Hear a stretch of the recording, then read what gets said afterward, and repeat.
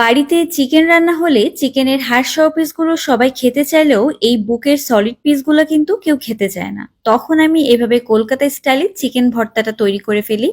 আর এটা কিন্তু রুটি, সাদা ভাত, পরোটা যে কোনো কিছু দিয়েই খেতে বেশ ভালো লাগে।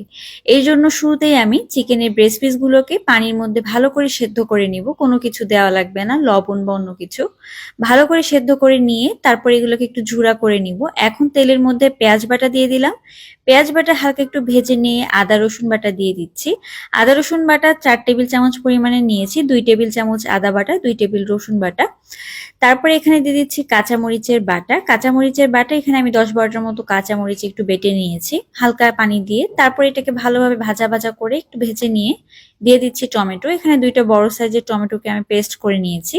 তারপর টমেটোটাকে দিয়ে ভালোভাবে নেড়েচেড়ে কিছুক্ষণের জন্য কষিয়ে নিব। এখন দিয়ে দিব জিরার গুঁড়া এবং ধনিয়ার গুঁড়া। প্রায় 1.5 টেবিল চামচের মতো জিরা ধনিয়ার গুঁড়া দিয়ে দিয়েছি। স্বাদ মতো দিয়ে দিচ্ছি লবণ, খুব সামান্য পরিমাণে একটুখানি হলুদের গুঁড়া, আর দিয়ে দিব শুকনা মরিচের গুঁড়া। এটা হচ্ছে আপনারা আপনাদের স্বাদ মতো দিবেন, তবে ঝাল ঝাল হলে খেতে ভালো লাগে। এবার এই মশলাটাকে খুব ভালোভাবে কষিয়ে নিতে হবে যতক্ষণ না পর্যন্ত উপরে তেলটা ভেসে ওঠে। আর এর মধ্যে আমি দিয়ে দিচ্ছি একটু গরম মশলার গুঁড়া। আমার বাড়িতে বানানো গরম মশলা এখানে দিচ্ছি, আপনারা চাইলে এখানে কেনা গরম মশলার গুঁড়াও দিতে পারেন। তারপরে আমি যে চিকেনটা সেদ্ধ করে রেখেছিলাম সেটাকে একটু কাঁটা চামচের মাধ্যমে এভাবে ছুটিয়ে নিয়েছিলাম। এবার সেটাকে দিয়ে দিয়েছি। এখন এই চিকেনের ঝুড়াগুলোকে ভালোভাবে মশলার সাথে নেড়ে চেড়ে মিশিয়ে নিতে হবে। চুলার জালটা কিন্তু একটুখানি কমিয়ে নেবেন, তা না হলে নিচের দিকে লেগে যেতে পারে। খুব সামান্য পরিমাণে একটুখানি পানি দিয়েছি।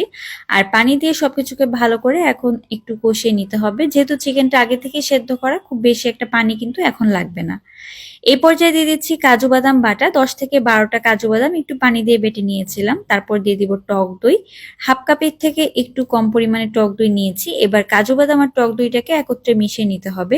এই বাদাম টক দই কিন্তু শুরুতে দেওয়া যাবে না, রান্নাটা যখন প্রায় হয়ে আসবে তখন এখানে কাজু বাদাম বাটা এবং টক দইটা দিয়ে দিতে হবে।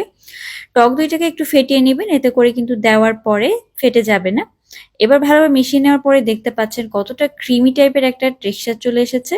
এবার শুধু নাড়তে হবে ভালোভাবে আর সবকিছুকে একত্রে মিশিয়ে নিতে হবে। এই পর্যায়ে আমি দিয়ে দিব সেদ্ধ করে রাখা ডিম। আমি এখানে একটা ডিম দিয়েছি, আপনারা চাইলে কিন্তু এখানে 2টা ডিমও দিতে পারেন। ডিমগুলোকে একটু ছোট ছোট করে কেটে মিশিয়ে নিয়েছি।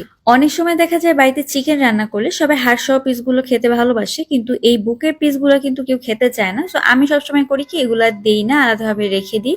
তারপর যখন জমে একটু বেশি পরিমাণে হয়ে যায় তখন এইভাবে আমি চিকেন ভর্তাটা তৈরি করে রুটি দিয়ে বা সাদা ভাতের সাথে সার্ভ করি। এটা খেতে কিন্তু বেশ ভালো লাগে। আপনারা অবশ্যই ভাবে একবার বাড়িতে ট্রাই করে দেখবেন।